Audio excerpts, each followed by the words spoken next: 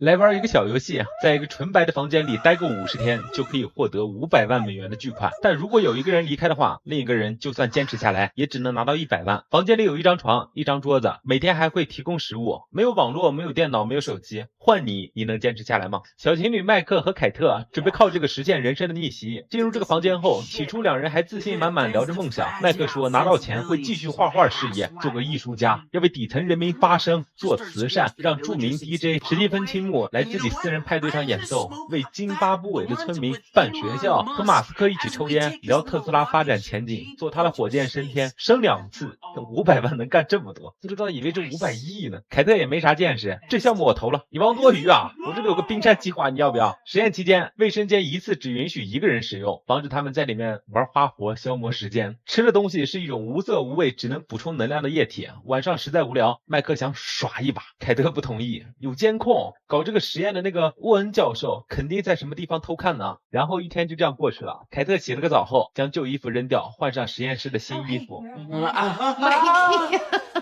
Come on, seriously.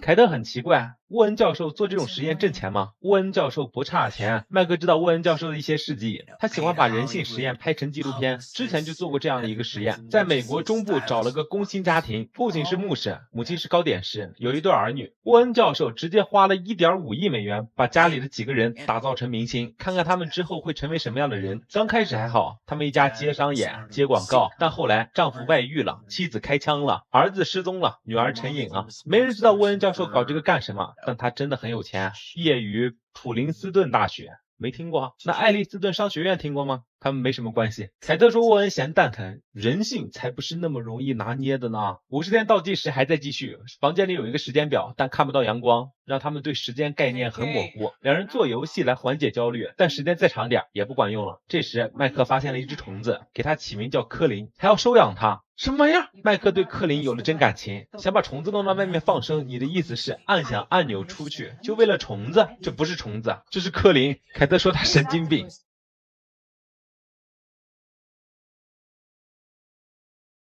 还一不小心给人科林踩死了，情侣俩陷入冷战。后来麦克发现规则上写着每个人可以申请2次娱乐机会，但第一次需要花费10万美元，10万就10万，玩了。随后后台送来一支蜡笔，这就是他的娱乐。麦克用这个蜡笔尽情释放自己的艺术细胞，还把凯特画了上去，不过是抽象的那种，给凯特气坏了。玩过这一次后，麦克总算消停了几天，但这天厕所里莫名刷出来一把枪，玩不起就别玩，送把枪过来吓唬谁啊？两人把枪扔到了床底，约定谁都不能碰。不过当晚房间里自动播放的视频是他们家人对他们的鼓励，暖暖的，很糟心。给麦克送祝福的是妹妹，她祝麦克成功，并且和凯特那个表女人分手是对的。麦克有些尴尬，他不知道咱俩复合了。还有扎心的，妹妹让他不要再想弟弟的事情，他的死不是你的错。哦，谢谢啊，天天提醒我，没你我早就走出来了。凯特的祝福是他酗酒的父亲发的，父亲害得他们家家破人亡，是凯特最痛恨的人。但现在父亲住在流浪汉收容所，希望能再见到凯特，让凯特本就不美好的心情直接破防了。这一天之后，他们的精神状态急转而下。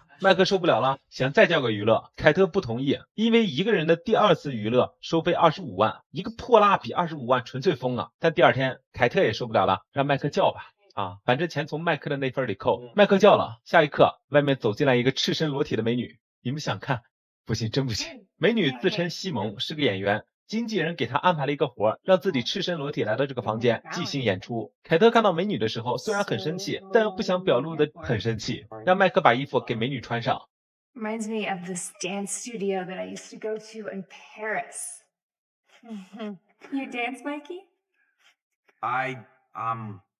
Not the best dancer. 麦克说自己真不知道什么情况，上次给了个笔，我以为这边的娱乐都很童真呢，谁能想到这次给了个……哎呀，真不怪我。随后天黑熄灯，麦克让美女和凯特睡，自己睡地上，但凯特不想自己显得太小心眼，让麦克睡床上，自己睡中间的那种。3人就这样躺着，感觉十分奇怪。第2天醒来，凯特发现美女在洗澡，出去的时候还不穿衣服，等自己出去的时候，看到麦克和美女相谈甚欢，一气之下他也准备要个娱乐。而凯特的娱乐是违禁品。美女鼓励他们呀，试试啊，这种东西强烈致幻，还能腐蚀脑子，提早嗝屁。随后所有人服用，并产生了强烈幻觉，三个人借着劲儿在房间里放浪形骸。但麦克突然梦到了自己溺水的弟弟，吓得醒来，想要从这里逃走，还好被凯特按住了。当年麦克照看弟弟，没留神弟弟跳水了，自己没能救下对方，这成了他的心病。晚上，美女和麦克聊弟弟，抚慰麦克的创伤。凯特看到炸了，臭骂美女没素质。I mean, it's not healthy for him to keep that cooped up inside. Oh, nice. So now you're a stripper and a shrink. I'm Hey. an actress.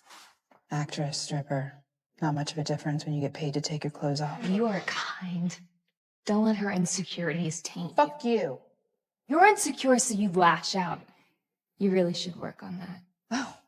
So now you know me. You arrived here 12 pretty hours easy to ago. 新的一天，美女不见了，25万啊，就聊了会儿弟弟，不值啊。美女走之前，在墙上留下一行字，说和麦克造得很开心。麦克说自己没有，但凯特不信，一个生气推开麦克，导致他撞到了后脑勺，血流不止。这里提供吃的，可不提供药品。想要止血就得出去，可出去就没钱赚。凯特劝他坚持20天，20天之后我请最好的医生给我做死因鉴定是吗？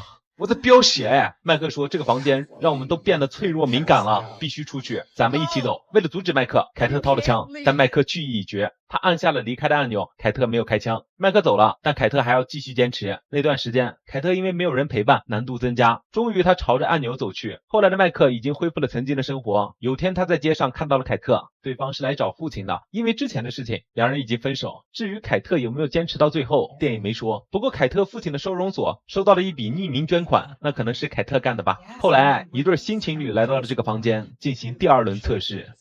全剧终，电影还是很好玩的。这种测试原本只存在于网上，没想到还真拍出来了。应该是为了让剧情更加饱满，所以实验里添加了很多干扰因素。可能有人喜欢，反正我不喜欢。而且有些事情交代的不全面，比如我很好奇一个问题，电影里没说，就是那个娱乐，麦克交了2次娱乐，花了35万美元。那么他放弃实验后，这35万就清了？还是说还存在？还是说凯特完成考验后把他那份还了？